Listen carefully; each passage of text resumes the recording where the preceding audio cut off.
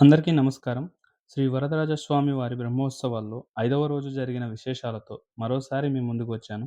ఈరోజు శ్రీదేవి భూదేవి సమేత శ్రీ వరదరాజస్వామి వారి దివ్య కళ్యాణోత్సవం, అనంతరం జరిగిన గజవాహన సేవ ఎంతో భక్తి శ్రద్ధలతో జరిగాయి. ఈ పవిత్రమైన బ్రహ్మోత్సవాలను ప్రత్యక్షంగా చూడలేని భక్తులకు నా ఛానల్ ద్వారా ఈ దివ్యమైన అనుభూతిని అందించాలనేదే నా ఈ చిన్న ప్రయత్నం. బ్రహ్మోత్సవాల్లో మొదటి రోజు నుండి జరిగిన ప్రతి ముఖ్యమైన కార్యక్రమాన్ని నా ఛానల్ ద్వారా మీ ముందుకు తీసుకొస్తున్నాను. మీరు ఇంకా ఆ వీడియో చూడకపోతే ఈ వీడియో పూర్తయ్యాక తప్పకుండా వెళ్ళి రిమైనింగ్ వీడియోస్ చూడండి. మరి ఈరోజు జరిగిన దివ్యమైన కళ్యాణ మహోత్సవాన్ని కలిసి చూద్దాం పదండి. ఈ వీడియో కొంచెం లెంతీగా ఉంటుంది, ఎందుకంటే స్వామివారి శ్రీవేంకటాచలాధీశం శ్రియాధ్యాసిత వక్షసం శ్రితచేతనమందారం శ్రీనివాసమహం భజే.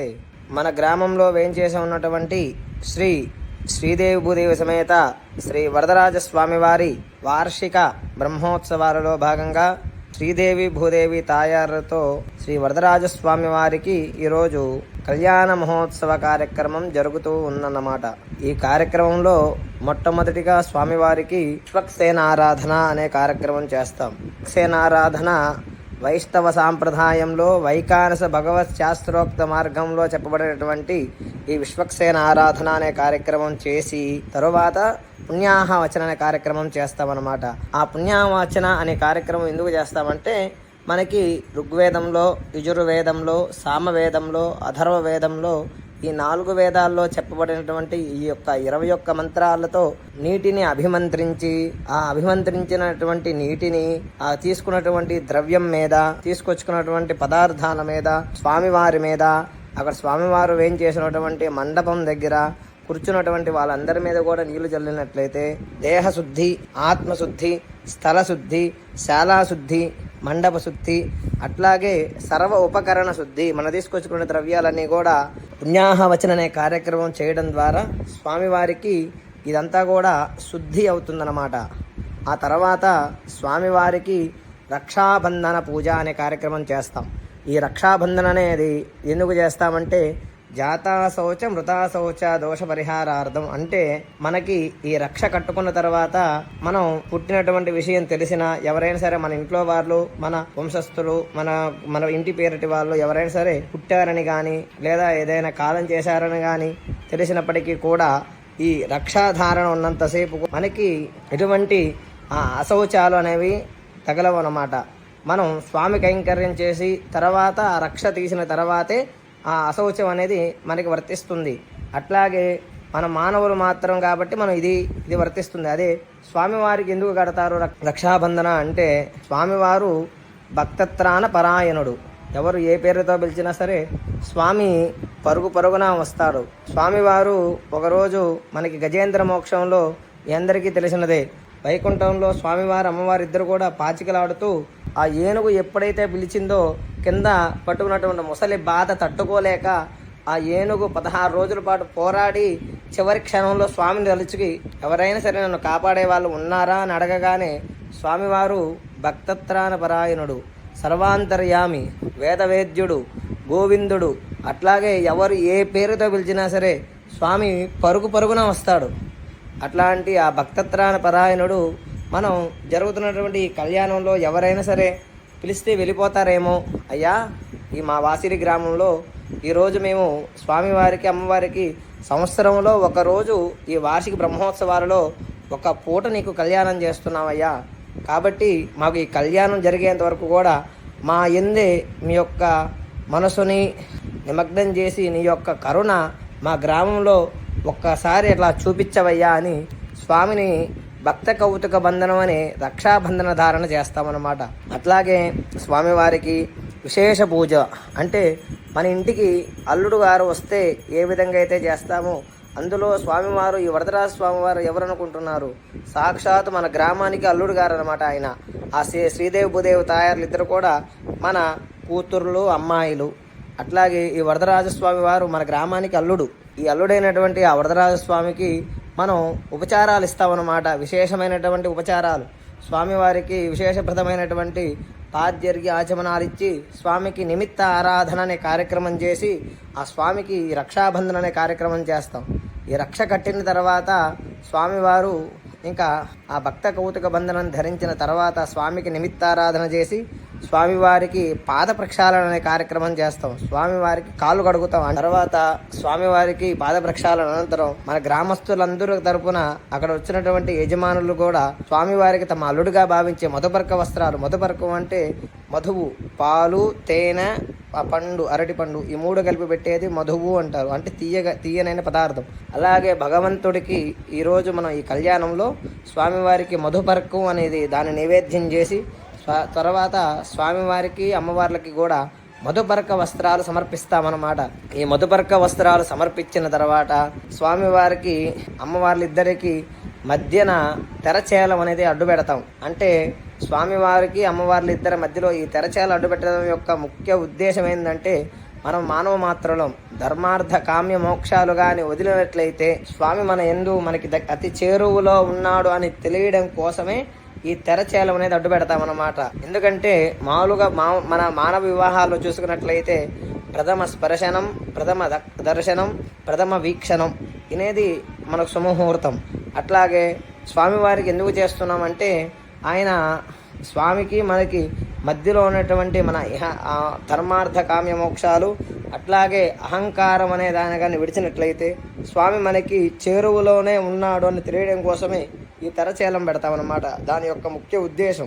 తర్వాత ఆ తెరచేల అడ్డుపెట్టిన తర్వాత చూర్ణిక, ఈ లగ్నాష్టక పట్టణాలు అయిన తర్వాత గుడజీర ధారణ అనే కార్యక్రమం చేస్తాం. అంటే జీలకర్ర, బెల్లం ఆ రెండు కూడా కలిస్తే తర్వాత విడదీయడం అనేది జరగడం చాలా కష్టం అన్నమాట. అట్లాగే మన జీవితంలో కూడా అన్యోన్య దాంపత్యాన్ని కలిగి ఉండాలని ఈ గుడజీర ధారణ చేస్తాం. అట్లాగే స్వామివార్లకు ఎందుకు చేస్తామంటే స్వామివారి యొక్క అనుగ్రహం చేత దంపతుల మధ్య ఎటువంటి దోషాలున్నా కూడా సఖ్యత అనేది చేకూర్చాలనే ఉద్దేశంతో ఈ గుడజీర ధారణ మిశ్రమం అనేది స్వామివారికి అమ్మవార్లకి చేస్తాం. తర్వాత కన్యాదానం అనేది చేస్తాం. ఈ కన్యాదానానికన్నా ముందు మహాసంకల్పానికన్నా ముందు గోదానం అనేది చేస్తామన్నమాట. ఈ గోదానం చేసిన దాని మూలంగా మనకేంటంటే మనకి అంగుష్టమాత్రో హృదయే సన్నివిష్టస్తస్తుషామంతరాత్మ అని ఋగ్వేదంలో చెప్పబడింది. అంటే మన ఆత్మ చనిపోయిన తర్వాత అంగుష్ట మాత్రం అంటే బొటన వేలు ఎంత అయితే ప్రమాణం ఉంటుందో అంత ప్రమాణంలో ఉంటుంది మన ఆత్మ. ఈ ఆత్మ అనేది అక్కడ పైన ఉన్నటువంటి రౌరవం అనే ఒక చీము నెత్తురు పారేటువంటి మహానది అనమాట. ఆ నది దాటాలి మన చనిపోయిన తర్వాత. మనం కానీ గోదానం కానీ చేసినట్లయితే ఆ గోవు దానం చేసిన దాని మూలంగా ఆవు ఆ నది దాటడానికి తన తోకని ఇస్తుందన్నమాట. ఈ తోకని ఇచ్చిన దాని మూలంగా మన ఆత్మ ఆ నదిని దాటుతుంది, అంటే ప్రవహిస్తూ ఉంటుంది. మన ఆత్మ ఎంత ఉంటుంది? అంగుష్ట మాత్రం ఉంటుంది, అంటే మన బొటన వేలు అంత ఉంటుంది. ఈ బొటన వేలు ఉండేటువంటి ఆత్మ ఆ నదిని దాటాలంటే ఎన్ని సంవత్సరాలు పడుతుందో ఒకసారి ఆలోచించుకోండి. కాబట్టి మనం చేసేటటువంటి పని ఏదైనా సరే ధర్మబద్ధంగా ఉండాలి, ధర్మంగా ఉండాలి. అట్లాగే తర్వాత కన్యాదానం చేస్తాం. కన్యాం కనక సంపన్నాం కనకాభరణైర్యుతాం దాస్యామి విష్ణవే తుభ్యం బ్రహ్మలోక జిగీషయా కన్యాం స్వలంకృతాం సాధ్వీం సుశీలాయ సుమేధసే ప్రియతోహం ప్రియచ్ఛామి ధర్మకామార్థ సిద్ధయే విశ్వంభరా సర్వభూత సాక్షిణ సర్వదేవతా ఇమాం కన్యాం ప్రదాస్యామి ప్రీణాతు కమలాపతి అని శాస్త్రం. అంటే ఇక్కడ ఉన్నటువంటి కన్యలిద్దరిని కూడా నీకు దానం చేస్తా. ఇమాం కన్యాం ప్రదాస్యామి ప్రీణాతు కమలాపతి. కమలాపతి ఎవరు? ఆ మహావిష్ణువు. ఆ మహావిష్ణువుకి అందిస్తున్నామన్న ప్రీణాతు కమలాపతి. అయ్యా నీకు అందిస్తున్నామయ్యా ఈ అమ్మవార్లిద్దరిని కూడా ఈ రోజు నుంచి నీకు కన్యాదానం చేసి ఈ కన్యాదాన రూపంలో మా ఇద్దరి కూతురుని నీకు ఇచ్చి వివాహం చేస్తున్నాం తండ్రి అని ఈ కన్యాదాన శ్లోకం చెప్పి ఆ మహాసంకల్పం అని పఠనం చేసిన తర్వాత అమ్మవార్లిద్దరిని కూడా స్వామివారికి కన్యాదానం చేస్తాం. తర్వాత స్వామివారికి అమ్మవారికి ఇద్దరికి కూడా అమ్మవార్లిద్దరికి మాంగళ్య పూజ, స్వామివారికి యజ్ఞోపవీత పూజ చేసి తర్వాత మాంగళ్య ధారణ, యజ్ఞోపవీత ధారణ చేస్తాం. అంటే మనందరం కూడా మీ అందరికీ సందేహం రావచ్చు, స్వామి మన మానవ పెళ్లిలో మన వరుడు లేచి అమ్మాయికి కడతారు, అదే స్వామివారికి మీరు ఎలా కట్టగలరు అంటే చిన్న ఉదాహరణ ఏంటంటే చెప్పేది ఏంటంటే స్వామివారికి ఆ రోజు మనం చేసేటువంటి మాంగళ్య పూజలో కానీ యజ్ఞోపవీత పూజలో కానీ స్వామికి అమ్మవారికి ఇచ్చేటన్నది వాళ్ళం కాదు. కాబట్టి మనం ఏం చేస్తాం? ఆ మాంగళ్యానికి ఆభరణం అని మాంగళ్య ఆభరణ పూజ అంచకరిస్తే మాంగళ్యం అనే ఆభరణాన్ని అందిస్తున్నాం తప్ప మాంగళ్య ధారణ చెయ్యం. ఎప్పుడైనా సరే ఈ విషయాన్ని గుర్తుపెట్టుకోవాలి. మాంగళ్య ధారణ ఎలా చేస్తాం? మెడ వరకు తీసుకెళ్ళి వెనకాల 3 ముళ్ళు వేస్తాం.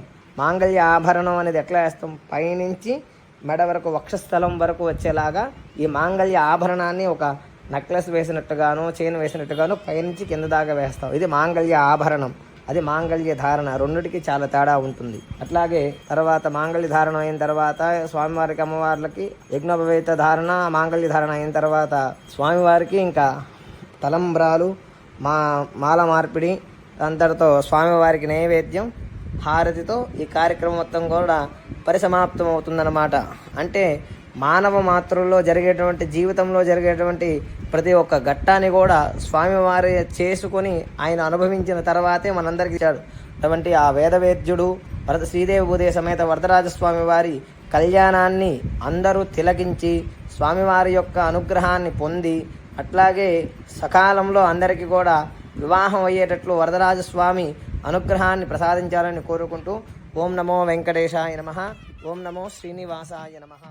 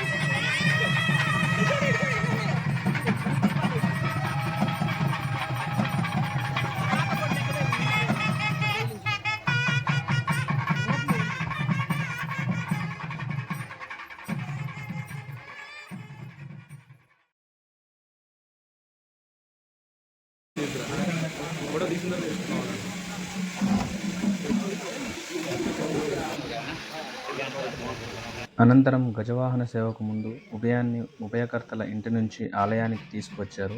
గ్రామ పెద్దలు, భక్తులు కలిసి ఈ కార్యక్రమంలో పాల్గొని స్వామివారి సేవల్లో తమ భక్తిని చాటుకున్నారు. ఆ తర్వాత భక్తులు ఎంతో ఆసక్తిగా ఎదురుచూసే గజరాజు వాహన సేవ ప్రారంభమైంది. అందంగా అలంకరించిన గజరాజు వాహనంపై శ్రీ వరదరాజ స్వామివారు భక్తులకు దివ్య దర్శనమిచ్చారు. గజవాహనంపై స్వామివారి దర్శనం ఎంతో శుభప్రదమని భక్తులు విశ్వసిస్తారు. అందుకే ఈ సేవను దర్శించేందుకు ప్రతి సంవత్సరం పెద్ద సంఖ్యలో భక్తులు వస్తూ ఉంటారు. గజవాహనంపై స్వామివారు గ్రామ వీధుల్లో ఊరేగింపుగా భక్తులకు దర్శనమిచ్చారు. దారి పొడవునా భక్తులు హారతులు ఇస్తూ గోవింద నామస్మరణలతో స్వామివారిని భక్తి శ్రద్ధలతో స్వాగతించారు. ఇలా ఆధ్యాత్మిక వాతావరణం మధ్య గజవాహన సేవ ఎంతో వైభవంగా కొనసాగింది. శ్రీదేవి భూదేవి సమేత శ్రీ వరదరాజ స్వామి వారి దివ్య కళ్యాణోత్సవం భక్తి శ్రద్ధలతో వైభవంగా జరిగాయి. బ్రహ్మోత్సవాలను మా వీడియోల ద్వారా మీ ముందుకు తీసుకురావడం మా అదృష్టంగా భావిస్తున్నాం. ఈ వీడియో మీకు నచ్చినట్లయితే లైక్ చేయండి, మీ కుటుంబ సభ్యులకు, స్నేహితులకు షేర్ చేయండి. ఇలా బ్రహ్మోత్సవంలో మిగిలిన కార్యక్రమాల వీడియోలను చూడడానికి మా ఛానల్ సబ్స్క్రైబ్ చేసుకోండి. మీ అభిప్రాయాన్ని కామెంట్లో తప్పకుండా తెలియజేయండి. నెక్స్ట్ వీడియోతో మళ్ళీ కలుద్దాం. అంతవరకు సెలవు.